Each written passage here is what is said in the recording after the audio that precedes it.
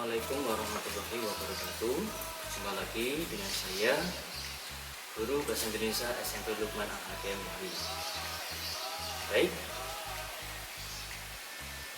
kemarin ya atau pertemuan sebelumnya kita sudah menjelaskan atau sudah belajar terkait teks deskripsi.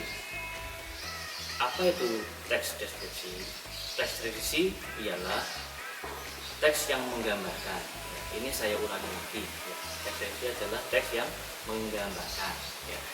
Nah, yang digambarkan apa saja? Yang digambarkan meliputi apa? Ada lima hal. Jangan lupa ya.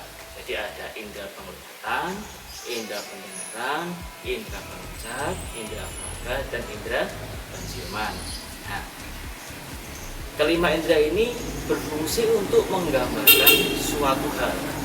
Jadi jangan sampai lupa ketika kalian ingin menggambarkan sesuatu, maka harus ada panca indera atau kelima indera.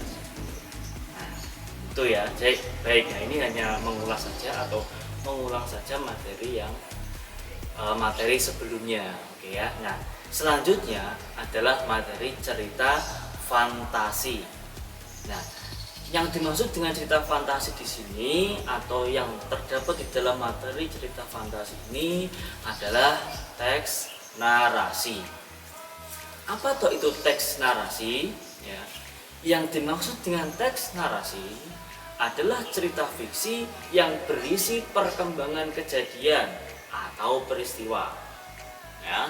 Rangkaian peristiwa dalam cerita disebut juga sebagai alur. Oke ya, jadi yang dinamakan teks narasi itu adalah cerita fiksi. Nah, yang dinamakan cerita fiksi itu cerita yang tidak sebenarnya.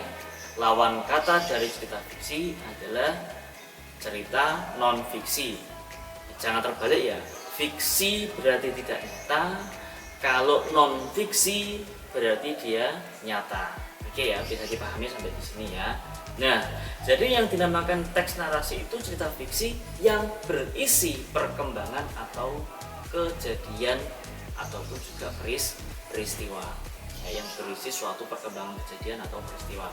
Oke ya, ingat-ingat ya, itu pengertian dari teks narasi adalah cerita fiksi. Oke, nah dalam teks narasi itu meliputi sebuah rangkaian peristiwa dalam cerita yang digerakkan oleh apa? Yang digerakkan oleh hukum sebab akibat. Jadi dalam teks narasi itu ceritanya akan ada sebab dan akibat. Misalnya,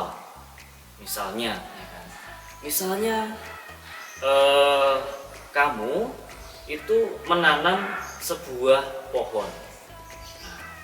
Akibatnya apa? Sebabnya adalah kamu menanam sebuah pohon. Akibatnya pohon itu nanti akan menjadi besar. Misalkan juga kamu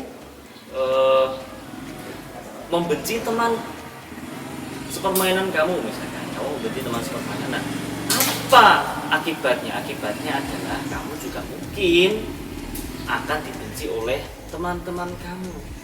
Seperti itu ya. Jadi ada hukum sebab akibat. Jadi apa yang kamu perbuat akan berakibat pada akhirnya pada diri kamu juga. Ya, misalkan kamu pernah menjahili orang, maka kamu nanti di kemudian hari akan dijahili juga, atau mungkin kamu akan dijauhi teman-teman kamu. Ya, itu namanya adalah hukum sebab akibat. Oke. Nah, struktur cerita fantasi itu terbagi menjadi 3 ya. Yang pertama ada orientasi, ada komplikasi, dan ada resolusi ya. Nah, apa toh itu yang dimaksud dengan orientasi?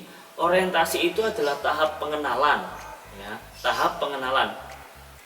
Yang dinamakan pengenalan di sini tidak hanya tokoh saja, tapi juga ada pengenalan latar atau tempat, termasuk juga pengenalan watak dan konfliknya atau permasalahan. Jadi dalam orientasi ini akan dikenalkan yang pertama tokoh, latar, watak, dan konflik ya. Jadi ada berapa? Ada 4 ya, yang akan dikenalkan. Selanjutnya ada komplikasi. Nah, yang dinamakan komplikasi di sini adalah hubungan sebab akibat. dari munculnya suatu masalah. Ya. Ingat-ingat ya, jadi komplikasi itu hubungan sebab akibat terhadap munculnya masalah hingga masalah tersebut sampai pada puncaknya.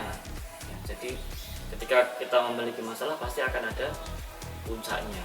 Nah, selanjutnya ada resolusi. Ya, yang ketiga ada resolusi, yaitu penyelesaian masalah. Nah, yang dinamakan penyelesaian masalah di sini masalah yang mana? Masalah yang tadi, ya sebelumnya, ya sudah terjadi masalah sampai puncak. Nah, maka terjadilah resolusi, yaitu penyelesaian daripada masalah tersebut. Nah, maka ketika kita gambarkan sebuah grafik, ya orientasi itu terletak pada bagian bawah. Jadi tahap naik, mulai tahap naik itu namanya adalah orientasi, naik sampai di tengah-tengah, yaitu adalah orientasi. Lalu dari tengah-tengah sampai ke puncak menuju ke tengah-tengah bagian akhir itu dinamakan adalah komplikasi. Nah, selanjutnya yang terakhir ada resolusi, ya, menuju ke bagian ending atau sudah cerita tersebut sudah mengalami penurunan atau sudah akan selesai. Ya, oke. Sampai di sini mungkin paham ya. Jadi ya strukturnya ada 3, ada orientasi, komplikasi, dan resolusi.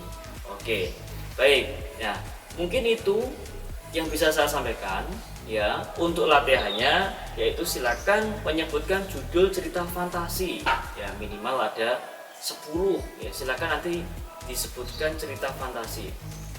Ya. Nah, oke ya. Mungkin itu yang bisa saya sampaikan. Untuk latihannya adalah silakan kalian menyebutkan judul cerita fantasi. Minimal ada 10 judul, ya. Saya kasih bocoran. Misalkan Malin Bunda. Lalu ada apa lagi? Misalkan ada bawang merah, bawang putih. Apa lagi? Ya, banyak lah, ada banyak. Nanti kalau saya sebutkan semua kalian nggak jadi mengerjakan. Oke ya.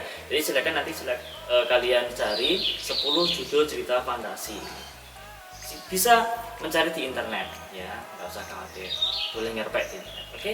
Baik, mungkin itu yang bisa saya sampaikan. Jika ada pertanyaan, silakan tanyakan di forum tanya jawab yang sudah saya sediakan. Saya akhiri. Assalamualaikum warahmatullahi wabarakatuh.